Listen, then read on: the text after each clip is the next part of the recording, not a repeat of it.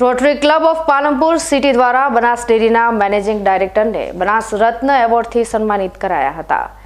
Rotary club of Palanpur city દ્વારા દર વર્ષે જિલ્લા માટે સારું કામ કરતા વ્યક્તિને શોધી બનાસ રત્ન એવોર્ડથી સન્માનિત કરવામાં આવે છે, જેમાં વર્ષ 2023-24ના બનાસ રત્ન તરીકે બનાસ ડેરીના મેનેજિંગ ડાયરેક્ટર સંગ્રામભાઈ ચૌધરીની પસંદગી કરવામાં આવી હતી, જેથી રોટરી ક્લબ પાલનપુર સિટી દ્વારા પાલનપુર ખાતે બનાસ રત્ન એવોર્ડ આપી સન્માનિત કરવામાં આવ્યા હતા।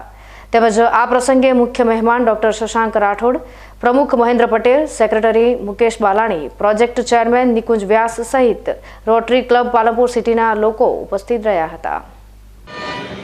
રોટરી ક્લબ પાલનપુર સિટીની સ્થાપના 2005માં થયેલી। એ જ વર્ષથી 2005-6થી અમે બનાસ રત્ન એવોર્ડથી વિશિષ્ટ વ્યક્તિઓનું સન્માન કરીએ છીએ અને લગભગ અત્યાર સુધીમાં 19 મહાનુભાવોનું અમે સન્માન કરી ચૂક્યા છીએ। કોરોનાના 2 વર્ષ સિવાય સતત અમે આ એવોર્ડ આપતા રહ્યા છીએ। આજે ડેરીના એમડી શ્રી સંગ્રામસિંહ ચૌધરી એમને આજે અમે આ એવોર્ડથી સન્માનિત કર્યા છે। એમની વિશિષ્ટ કામ કરવાની પદ્ધતિ અને બનાસ ડેરીને વધુ ઊંચાઈએ લઈ જવામાં એમનો ફાળો એ બધી વસ્તુને ધ્યાનમાં રાખી એમને આ એવોર્ડથી સન્માનિત કરવામાં આવ્યા છે।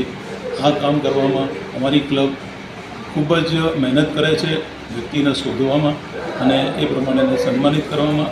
અમે સંગ્રામસિંહ ચૌધરીને સન્માનિત કરતાં બહુ જ ગૌરવની લાગણી અનુભવીએ છીએ અને આ પ્રોજેક્ટ અમારો સતત ચાલતો જ રહેવાનો છે। આભાર। આપનું નામ કયું? Nikunj Vyas, Rotary Club Palanpur City Banas Ratna award કમિટીના ચેરમેન।